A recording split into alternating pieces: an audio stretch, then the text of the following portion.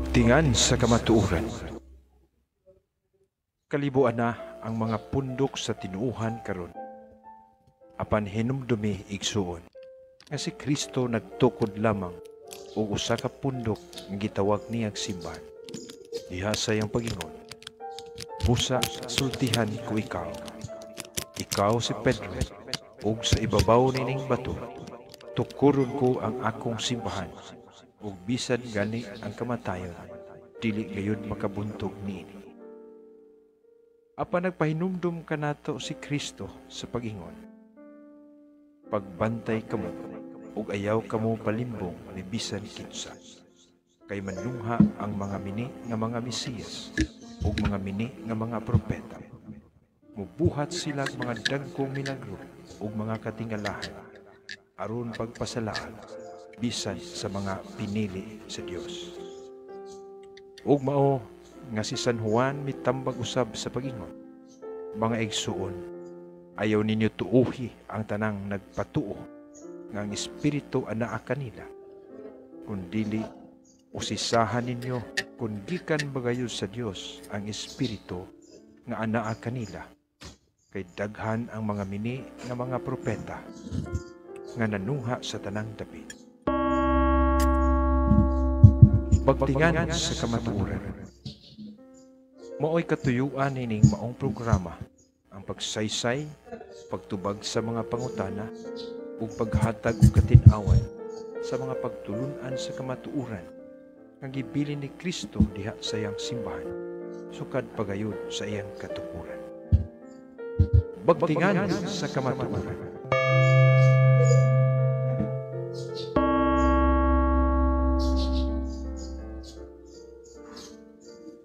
In the name of the Father, the Son, of the Holy Spirit. Amen. Come, Holy Spirit, fill the hearts of thy faithful, and kindle in them the fire of your love. Send forth your Spirit, and they shall be created. You shall renew the face of the earth. O God, by the light of the Holy Spirit, you instruct the hearts of thy faithful. Grant that by the same Spirit we may truly wise and ever rejoice in his consolation. Through Christ our Lord. Amen. Mary, seat of wisdom, pray for us. Saint Joseph, pray for us. All the angels and saints, pray for us.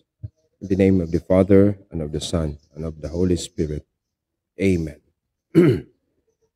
Maayong buntag mga kabagting sa makausapan yan sa kita sa atong tulumanon sa atong Q&A with Dix in Coffee. Nining maong sayong kabuntagon. So ato dayang gipasalamatan ang mga Dix-in users, no? Usa ka maayo ning kape o mga produkto. Ug ako sang gipasalamatan si Ate Fe og nung Idel Nuera nga mihatag nato og Dix-in, no? Arong atong kutaon. Diya sa Bien Unido. So sa atong mga suking tigtanaw, tigpaminaw, itong mga followers, itong mga star senders and prayer warriors, dighan kayong salamat mga igsoon kay luyo sa atong kabisi, manikamot nga makapadayon gihapon ta.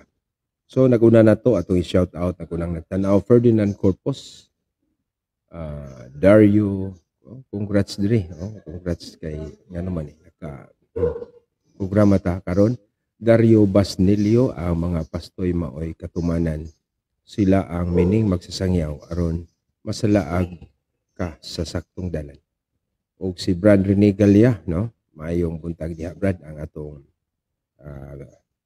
Bible Apostolate Coordinator diri sa parokya ni San Jose. Ug sa tanang nagtadaw, may sundi ta maglangan kay doon natay misa karong alas 9 mismo diri sa atong simbahan sa funeral mass.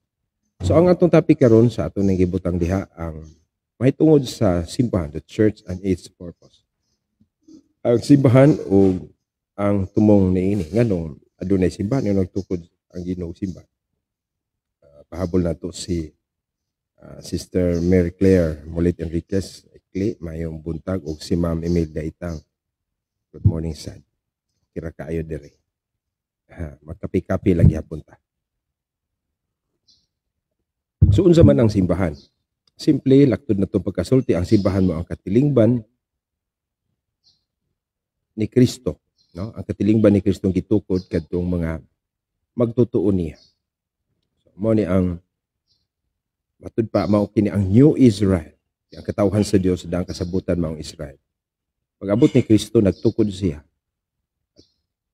People who is more universal. Kaya ang Israel, the chosen people of God, sila raman ang mga Israelita. Pero kining simbahan, gitukod ni Kristo, this is not only limited to the Jews, but to the whole world. Mo nang universal kining maong simbahan. Alang kinistanan. Matud pa sa atong Ginoo nga sa Juan 12:32 kung isa na ang anak sa tao, kabigon ko ang tibok kalibutan. Meaning ang iyang kamatayon is for all, para sa tanan. Pero ang iyang pagtukod og simbahan, kadtong naghimog siya og usa ka grupo makaigsuonan, mahita nga katilingban nga iyang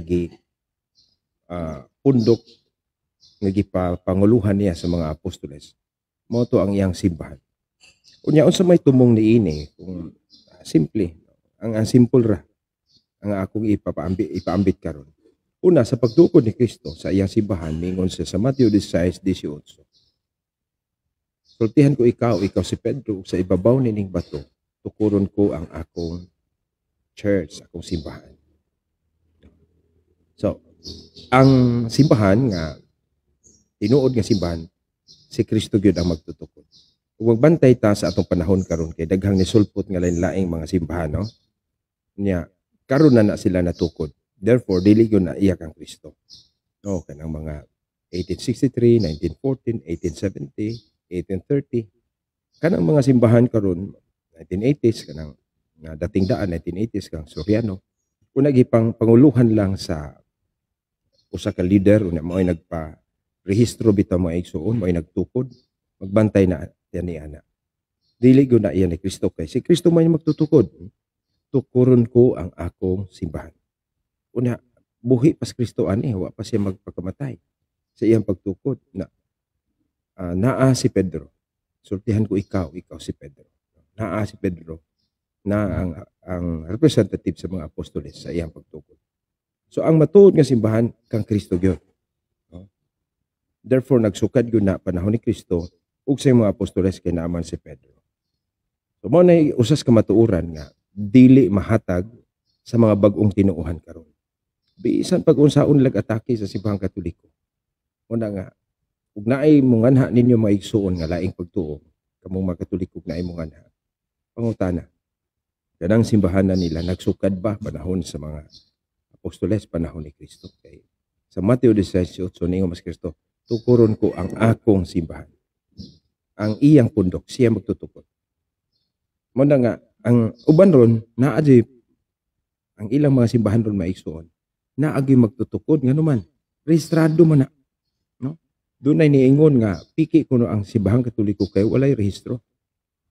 Maura ni way rehistro pero dili mapiki. Dili madakop nganuman. Ang mo rehistro baya sa usa ka simbahan, sa kapundok, ang tag-iyaman. So therefore kung rehistrado ka, mao nay pasabot nga na ay nagrehistro niya na ang tag-iya. Pero kisa may mo pirma sa simbahang Katoliko, ang alangan mag-asa to papa. Nga di man na iya. Si Kristo papirmahon, panaugon. So mo na nga binali ang simbahan. Ang matuod nga simbahan kay si Kristo man ang magtutukod, mao na nga wala si Kristo ma-under sa Security and Exchange Commission. Any church under the Security and Exchange Commission, madakop sila o mag-operate sila, that is a business. That is not really a true church. Secondly, mga igsuon, Ningos Kristo, bisan hanggang haan sa kamatayon, dili makabuntog ni. Or bisan even the gates of hell shall not prevail against it. Sa to pa ang simbahan nga gitukod ni Kristo, ang tumong niya aron lig-on ang tao, makasiguro siya sa iyang kaluwasan, nga dili siya mabuntog bisan sa dautan o sa impyerno. Sa ato pa kining simbahan na, mahimog yung instrumento aron malangit ang tao. So what if naa ka sa ubang tinuuhan? Wala tam hukom nga ang ubang tinuuhan tanang protestante maimpierno sila. Pero wala sila kasiguro as kalig-on. sa simbahan. Ano man, dili man kang Kristo. Dili man si Kristo ang nagtukod. Ang tinukod lang ni Kristo, tinukod sa Ginoo maoray niingon nga bisan hanggang sa kamatayan dili makabuntog ni. Not mentioning sa individual nga doon ay mga tao nga nabunyag ka nasakop nini, mahimo silang dili sila malangit. Pero the church as a community, katiling ba ni Kristo, society founded by Christ, never gonna maguba. Mao nga gikan panahon ni Kristo hangtod karon tan-awa ning simbahang Katoliko, ibalik nimo ang imong history. Anang uban dili na mubasag history, mahadlok sila history. Kay ang history na amang gyud nakatali man gyud yearly baya na. Man uban mo ditsog Bible, wala si kay labalo nga ang Bible gikan sa history. Do na sa history ang Bible. Mana og gusto ka galigon maigsoon, mas siguro ka dili ka maimpyerno mao nang nagtukod si Kristo og simbahan. Kay mahibaw-an na nato unsa may mga kalihukan diha sa simbahan. So, meaning nga the church that Christ was founded, Matthew 16:18, is a church that is our defense against hell. Ano nga, diha sa simbahan na ang mga pagtulunan na ang mga leadership na diha. Tumanta, makapalangit yun ka nato. Kunya, sa verse 19, mo nigingon sa Ginoo ni San Pedro, ihatag ko kanimo ang mga yawi siging harian sa langit. Ang imong idili din ni Sota, idili dito sa langit. Ang imong itugod din ni Sota, itugod dito sa langit. This is a very important words. Pero kadungog ba mo nga doon ay mga pastor na kanunay gigamit ni or mogamit sila ni ini? Wala ko kadungog. Mao nga, sila mo ingon biblical sila pero nagpili-pili sila silang Bible. So kinaimportantehan kini nga word kay mao ni ang time nga si Kristo mihatag og gahom o mipili sa usa ka leader nga mo San Pedro. Pinili ma San Pedro. Simon guna giusab nga tos pagka Pedro, giusab nga tos pagka rock or sipas. John 1:42. Sipas in Aramaic meaning rock. Kay mao day ang pundasyon. Mao na nga ang punto sa Ginoo, ang iyang simbahan dunay visible governance. Sayod man ang Ginoo, mawa man siya diri, pag-uban siya espirituhanon, pero doon ay visible head nga mao si San Pedro ang iya sumusunod. Natural lang, doon na gimusunod ni kay ug dili mo sunod, mawagtang na ang Yahweh siging harian sa langit. Mo na nga, kung doon na Yahweh, para sa magyud ng Yahweh, practically, doon ay sirado nga kwarto, ug na kay Yahweh makasulod ka. Na Yahweh man siging harian sa langit. So ang langit kinahanglan dunay instrumento nga moabli. Ug mao kana si San Pedro. In his governance, Saint Peter and his successor, the papacy, the Pope. Na tanawa ang atake sa ubang tinuohan karon ang Pope, ang Santo Papa kuno Yawa. Okay. Kung Yawa ang Santo Papa, kisa may sumusunod ni San Pedro? Ang ilang founders? No. Walay usa nila. Wala gani sila motahon ni San Pedro. Muna nga, sa yun rigid unta maigso magkasabuta, sa yun na pag-ila, ang bakak o ang kamatuoran. Ang matuod nga grupo, ang matuod nga simbahan, o ang bakak. Kanang tinukod og tao, rehistrado sa gobyerno, basahang history, kinitanang tinuohan mga ison. Sa yun kayo, kaya matubag na si Google, daghan na kayo tag ang internet mo, tugan na to. No? So, ang paghatag ni Kristo og Yahweh aron malikayan nga dunay laing magdumala, no? Dunay laing magdumala ug maghimog laing simbahan. So ang ubang simbahan, no? Bago pa lang akong gika-dialogue mga dating daan, no? Dating daan. Si Soriano mo ay founder ana. Si Soriano mo ay sinugdanan. Ang pangutana, asa man ang Yahweh? Sige harian sa langit nga to ang Pedro nga wa man sila connection. We are not the true church, matud pa ni Eli Soriano. So, anong anak man tas not dili true church? Pangitaon na to ang true church, kaya naa diha. Ang matuod, ang mga kamatuuran, maghatod na to sa kaluwasan. Okay? So, kining Yahweh gihatag sa Ginoo ni San Pedro, hindi masabot na to nga. Ang pangitaon na to nga, nagdumala sa simbahan. Katong konektado ni San Pedro. Kay og dili gani konektado, parehara na silang tanan. No, mayunta ang Seventh Adventist, grabe nilang kuan. Paningkamot, no? Si Ellen White kuno pinili. Isa pa nagpili niya. Naupat man na sila. Isa mahina yan.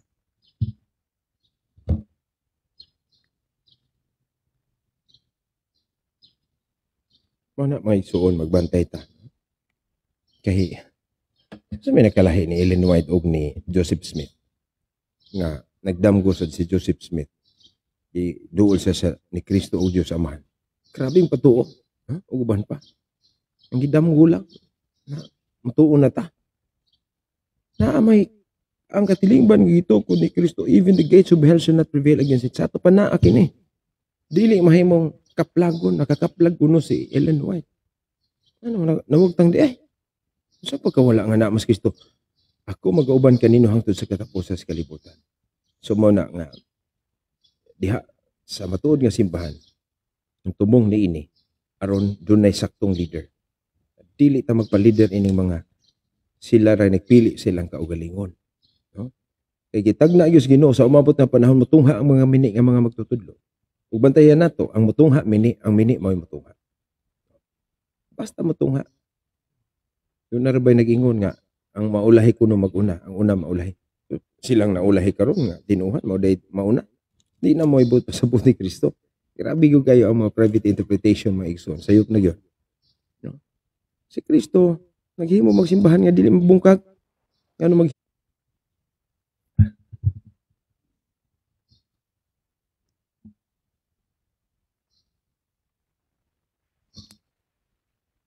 maghimog mga simbahan una iparehistro nila sa Security and Exchange Commission. Dili na iyan ni Kristo. No? Ang ato kuno simbahan Katoliko dili iyan ni Kristo kay dili rehistrado. Pangunta na kisa may mo rehistro. Kisa may tag-iya. No? Sa ato pa mo ni kamatuuran nga si Kristo gyud tag-iya ni. Kay og suhiron sa gobyerno di gyud siya mandakop. Dugay ra ang tatang gipahunom. Nakisa man gud puy atong paninglan nga o pa man ang Security and Exchange Commission o pa ng balaura na magsimbahang Katoliko. Kining uban ron, murag negosyo. No? Okay? So, ang Yahweh nga gihatag ni Kristo kang San Pedro, konektado ka na sa iyang leadership ng igsoon. John 21:15-17. Matod pa sa Ginoo, timana ang ako mga karnero. So, this is the power, the keys, is the power to lead the sheep, ang karnerohan ni Kristo. Timana ako mga karnero. Karon, kanang ila, kisa may nagatiman sa ilang karnero. Hinatagan bagyawi ang nagatiman sa ilang katilingban. Hinatagan bagyawi si Soriano, hinatagan bagwali ang mga manalo, o uban pa ang mga tinuuhan. Wala. Gani, adunay mga daghang protestante. Nibulag simbahang Katoliko. Kisa may mag-atiman nila. Atiman na ako mga karnero. Nga, gisulti na sa Ginoo, John 10, no? 10:16. Nga ako adunay mga karnero nga wala mahisakop nining turila, kinahanglan dadon sila. Ipasakop sila. Aron mahimo silang usa ka panon, busa usa ka magbalantay. Usa ka panon. Nga numarong daghan na makaig panon. Mana pangutana, umupamatod ang usa ka panon nga sila'y tinuod, kinsa man pud nila? Ha? They're attacking against the Catholic Church. All of them. Pero wala sila magkahiusa sa paagi sila mo atake. Okay. Laing punto may igsoon nga instrumento ang simbahan gitukod ni Kristo. Instrumento siya aron mo padayon ang pagsangyaw. Ilugduman na to nga gi-organize o gitun-an ni Kristo ang iyang mga apostoles aron sila makamaong mawali. Mo sa dihang padawong na si Kristo mo sakas langit, iyang giingnan mga apostoles, panglakaw kamo sa tibok kalibutan. Isangyang maayong balita. Bunyagi sila, tudluy sila. So meaning, the whole mission of Christ was entrusted to the church. The church will continue the mission of Christ with Christ as the invisible head. I will be with you till the end of time. Mag-uban ko kaninyo. Mao nga ang simbahan gitukod ni Kristo, Ligod. Ug ang iyang mga leader naa si Kristo kanunay. Kay buhi si Kristo spiritually nagingon, I will be with you till the end of time. So, ang uban ron moingon mga igsuon nga di na kinahanglang ang simbahan. Basta mutuo lang kang Kristo.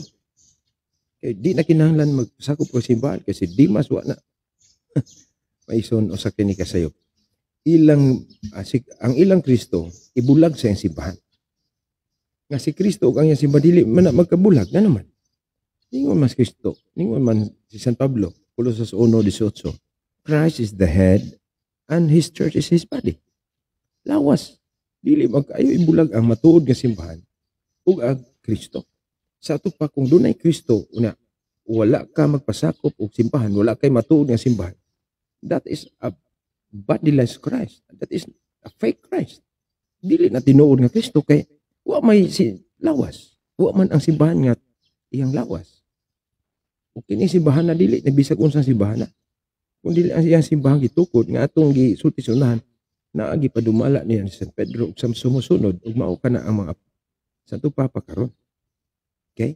So, kinsa may mopadayon ang simbahan? That is the very purpose. One of the most important purpose of the church is to continue the salvific mission of Christ. Ang iyang mission sa pagpangluwas. Si Kristo ang muluwas. Ang simbahan, instrumento. Okay? Ikaw pat, mga isuon nga. Ikaw pat may isuon nga ang simbahan gitukod ni Kristo gitawag og panimalay. The household of God. No? Matod pa sa 1 Timothy 3:15, the church is the house of God, the pillar and foundation of truth. So, ug maghisgot ganit tag household family, na diha ang gugman ang kahiusahan ang seguridad sa tao. So, seguridad sa kamatuoran, seguridad sa kaluwasan. Kay diha sa pamilya na ang amahan, ang inahan, tanang, ug ato nang ulagway sa atong human family. But this is the family of God. Aron magkahiusa ta. Usa ka pagtuo sa Ginoo. Matod pa sa Ephesians chapter 4 verse 4 to 6. Mao na maigsuon nga importante ang simbahan. Ayaw mugtuan ang uban mo ingon si Kristo ra ang manluluwas di na kinahanglan simbahan. Nagpasabot silang ilang Kristo walay lawas. No? Ephesians 5:23. Si Kristo mao ay manluluwas sa simbahan nga mao yang lawas. Sa ito pa, ug wa ka sa matuod nga simbahan, di ta mo ingon nga di ka maluwas pero lisod wala kay kasiguruan. Kaya ang luwason sa Ginoo ang yamang lawas. So let us be member of this one household, one body of Christ, the church. And that should be the true church. Ang simbahan ko nang gitukod ni Kristo kay ni Kristo, I will build my church. Ayaw ng simbahan nga gisabutan lang sa mga miyembro. No? Gisabutan lang 4 ka tao. Gisabutan og 19 ka tao sa mas iglesia ni Kristo. Tugod sa iglesia ni Kristo. Bantay mo maison, delikado kay na. Mo na nga hinaot unta nga atong na katunan karon ang atong topic sa atong Q&A mahitungod sa simbahan ug ang iyang papel, ang purpose niini. Mao na nga kanang magwali og Kristo nga walay simbahan. That is a fake Christ. Ug matod pa sa ni San Pablo sa Galacia 1:18 o 1:8 kung doon ay magwali og lahi nga pagtulunan. Ipatunglo siya. Kay dili na gikan sa Ginoo. So mo na nga salamat kay maigsoon sa inyong pagsunod kay naabot tay sunod nga schedule. Misa tarog minatay ana hapit na moabot. So shout out day sa atong mga nagtanaw no. Marisol Gondi Paas, Ate Mars Tida, Domingo Amonso, salamat. Okay ra dere. Melchor Soson, good in Father, na ako ipangutana tinuod ba nga kausara mga lawat ang tao sud sa usa ka adlaw. Kung the same liturgy kausara. First Mass, Second Mass, Third Mass, kinausara. Pero og napoy usa ka misa o nasunod kasal, sunod minatay, pwede ta man kalawat ana. As long as lain-lain pud nga liturhiya. O man ay mga kuan sa liturgy nato. Kay the same raman. Og lahi-lahi nga misa, lahi-lahi nga liturhiya, pwede ka makapangalawat. Si Karen Sanchez Boni diha sa Pasanan, no? From San Jose. Diha po ta diri San Jose. Ma'am Santa Malihon, good morning. Brad Celso Ahok, daghan jud ang wala kasabot, Padre. Kung unsa ka importante ang simbahan sa atong pagtuong Kristohan. Ang uban dili na daw kinahanglan simbahan, dili na jud di jud mabulag ang simbahan. Di man gyud na imong ibulag si Kristo ka simbahan. Mo na ang Kristo nga wala simbahan nga ilang giwali, mo na piki nga Kristo. Robin Claro, good morning Father, watching from Butuan City. So maigsoon palihog lang og share or follow kining atong Bagtingan sa Kamatuoran 101. Ug bantay mo no, dunay fake account mahitungod sa akong Bagtingan sa Kamatuoran. Kining akong Bagtingan sa Kamatuoran 101 Facebook page kini maigsoon, dili ni kanang personal account, dili ni account. Dili ni mo request og friends. Mo nang ang uban ni friend request sila unya. Kaya nagtuog ako, i-accept ako, never ko kuan karon mo request og friend kay puno naman 5,000 friends ra bayag ka. So mo ning ang Facebook page mo follow lang mo. So bantay mo kay basin og magkuan ninyo mangayog kwarta. So di ko mangayog kwarta. Wa pa ko makasuway na ngayog kwarta. Mangayog ko kwarta siguro moduol ko ninyo. Na uban yun, murag mo istorya ko na po, ako ko na pong naong, kay ba aning AI o kung say binuang aning uban. So magbantay, tawaga diha ninyo. No?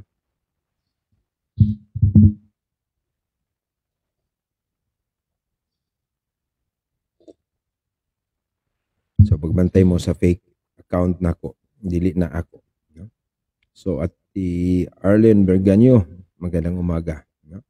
So may sundin sa kita kutob o sa makausapan yung alagad Father Greg Mendez, moingon kaninyo. May God bless you, the Father, the Son, and the Holy Spirit. Amen.